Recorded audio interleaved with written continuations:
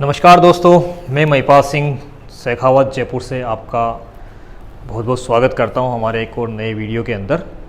दोस्तों, आज अपन बात करेंगे इन्वेस्टमेंट के बारे में। इन्वेस्टमेंट की अगर अपन बात करते हैं तो अगर मैं थोड़ा सा बैक जाऊं, आज से 20-25 साल पहले ये वर्ड जो था इन्वेस्टमेंट वर्ड इतना पॉपुलर नहीं था, या फिर लोग इसके बारे में सोचते नहीं थे, जानते नहीं थे कि कहाँ इन्वेस्टमेंट करें। इन्वेस्टमेंट के इतने ऑप्शन नहीं थे कि इन्वेस्टमेंट अगर करना भी चाहिए तो कहाँ करना चाहिए, कौन सा इन्वेस्टमेंट अपने लिए बेहतर हो सकता है, किस चीज़ में करें। बहुत सारे और नॉर्मली आपने देखा है कि मतलब मोस्टली जो लोग ओबीसी मतलब बैंक अकाउंट के अंदर अपना एक सेविंग अकाउंट रखते थे, पैसा वहाँ रखते थे, या फिर एफडी में मान लो, या फिर पुराने लोग देखोगे तो पुराने लोगों का ख्याल आता कि साहब रियल इस्टेट में करते, पर वो रियल इस्टेट में ज़मीन जायदाद एक साथ ले ली, वहाँ रख कर देते थे मतलब उस हिसाब से। पर ये जो ROI वर्ड है, इन्वेस्टमेंट है, इस तरह के जो वर्ड थे वो मतलब अपने को आज से अगर 25-30 साल पहले की बात करें तो इतना सुनने को नहीं मिलता था। पर अगर अपन आज की बात करते हैं, आज की जनरेशन की बात करते हैं, तो आज एक 22 साल का बच्चा भी अगर जॉब लगता है, अपनी जॉब की शुरुआत करता है, तो वो कहीं ना कहीं इन्वेस्टमेंट को बहुत बेहतर समझ पाता है। और मैं मानता हूँ कि बहुत बढ़िया चीज़ भी है कि अगर आदमी इन्वेस्टमेंट को प्रायोरिटी देता है, सेविंग्स को प्रायोरिटी देता है, तो बहुत बढ़िया चीज़ हो सकती है। इससे बढ़िया चीज़ क्या हो सकती है। चलो अब बात करते हैं कि साहब कौन सा इन्वेस्टमेंट अपने लिए बेस्ट हो सकता है, क्योंकि आज देखा जाए तो बहुत सारे ऑप्शन हैं। आज देखा जाए तो आदमी एफडी भी करता है, आदमी म्यूचुअल फंड में जाता है, स्टॉक्स में जाता है, गोल्ड में जाता है, और भी बहुत सारे ऑप्शन रहते हैं, रियल इस्टेट भी एक ऑप्शन है। तो कौन सा इन्वेस्टमेंट बेहतर है, कौन सा इन्वेस्टमेंट शुरुआत करनी चाहिए, पर ये डिपेंड करता है। ये कोई फिक्स नहीं है कि साहब आपके लिए यही एक इन्वेस्टमेंट है। साहब मैंने बोल दिया कि साहब आप एफडी करवा दो, या फिर आप स्टॉक मार्केट में लगा दो, या रियल इस्टेट में चले जाओ, वो आपके लिए बेस्ट इन्वेस्टमेंट। बेस्ट की कोई परिभाषा नहीं होती है, पर डिपेंड करता है ये पर्सन टू पर्सन कि साहब किस व्यक्ति के लिए कौन सा इन्वेस्टमेंट बेस्ट है। अगर मैं बात करता हूँ कि अगर मैं शॉर्ट में बताऊँ कि एक रियल इस्टेट में किन लोगों को इन्वेस्ट करना चाहिए, या फिर क्यों ये बेस्ट है, आप जब अपन बात करेंगे ऑब्वियसली बात, जैसा आपको पता है कि मैं रियल इस्टेट की चर्चा करता हूँ, तो रियल इस्टेट को अपन बेस्ट मानते हैं। क्यों बेस्ट मानते हैं, या फिर देखा जाए तो डाइवर्सिफाई अपना इन्वेस्टमेंट होना चाहिए। पर मैं बात करता हूँ कि अगर आदमी ज़िंदगी में पहली बार ही अपना इन्वेस्टमेंट कर रहा है तो उसको शुरुआत रियल इस्टेट से करनी चाहिए। क्यों करनी चाहिए, क्यों ये इन्वेस्टमेंट बाकी इन्वेस्टमेंट की वजह से अगर देखा जाए तो एक प्रायोरिटी पे आता है कि सबसे पहले आप इसको इन्वेस्टमेंट, और बहुत से लोगों से आप बात भी करोगे तो आपको इन्वेस्टमेंट करने की जो सलाह है वो रियल इस्टेट में देते हैं। आज अपन इसके बहुत सारे रीजन है, एक रीजन नहीं है कि अपन को मतलब रियल इस्टेट में इन्वेस्ट करना चाहिए, इसके बहुत सारे रीजन है, उसमें पर चर्चा करेंगे।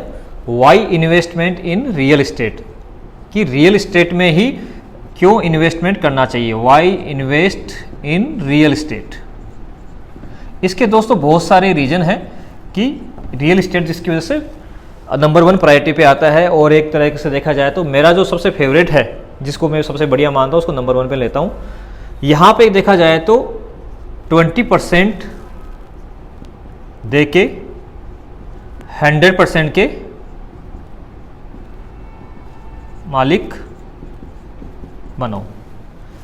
ये क्या हुआ, 20% दे के 100% के मालिक बनो।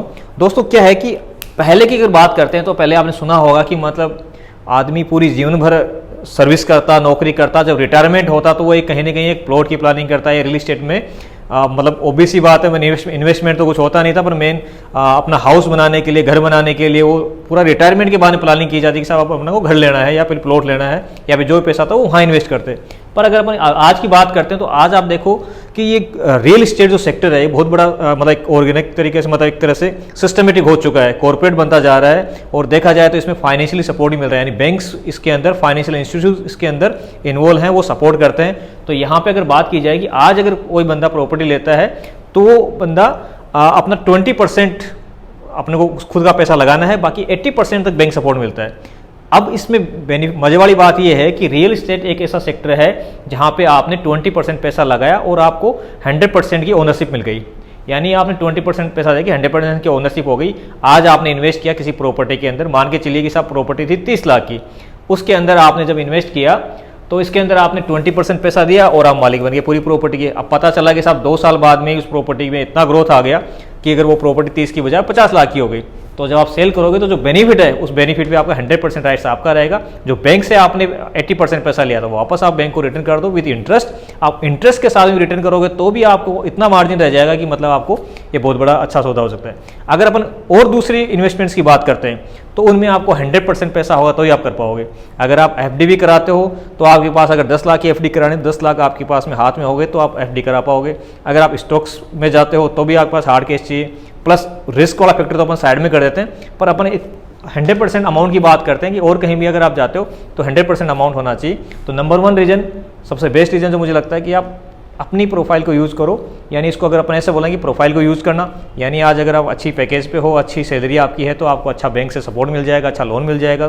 तो इंसान को अपनी प्रोफाइल को भी यूज़ करके एक अच्छा बेहतर इन्वेस्टमेंट वो रियल एस्टेट के अंदर कर सकते हैं। सेकंड रीजन की बात करते हैं दोस्तों इसी के अंदर। तो सेकंड रीजन आ जाता है इसके अंदर सेफ्टी एंड सिक्योरिटी। यानी ये एक ऐसा इन्वेस्टमेंट है जहां पे आप बिल्कुल एक तरह से सेफ, अगर आपका नेचर कोई रिस्क लेने वाला नहीं है, आपकी शुरुआती दौर है, आप इन्वेस्टमेंट के अंदर इंटर कर रहे हो, तो रियल एस्टेट में बताऊं आपके लिए बहुत ही बेहतरीन ऑप्शन बन सकता है। क्यों बन सकता है? क्योंकि यहाँ पे आप बिल्कुल एक सेफ्टी और सिक्योरिटी के साथ में रहते हो। आपने जो इन्वेस्टमेंट किया वो आपकी आंखों के सामने है। बस इसमें रिस्क की बात करें तो रिस्क, अगर आपने प्रॉपर्टी की लीगल चेक अच्छे से चेक किया है, आपने प्रॉपर्टी अगर सही तरीके से ली है, सही तरीके से लीगलिटी वाला, मेन इसमें जो इश्यू आता है वो लीगलिटी वाला, अगर आपने अप्रूव्ड प्रॉपर्टी में आपने काम किया है, अप्रूव्ड प्रॉपर्टी में आपने इन्वेस्ट किया है, तो आपको कोई टेंशन की बात नहीं है। आपकी प्रॉपर्टी बिल्कुल सेफ है, आप अपनी प्रॉपर्टी को फिजिकली देख सकते हो, आप अपने प्रॉपर्टी को महसूस कर सकते हो।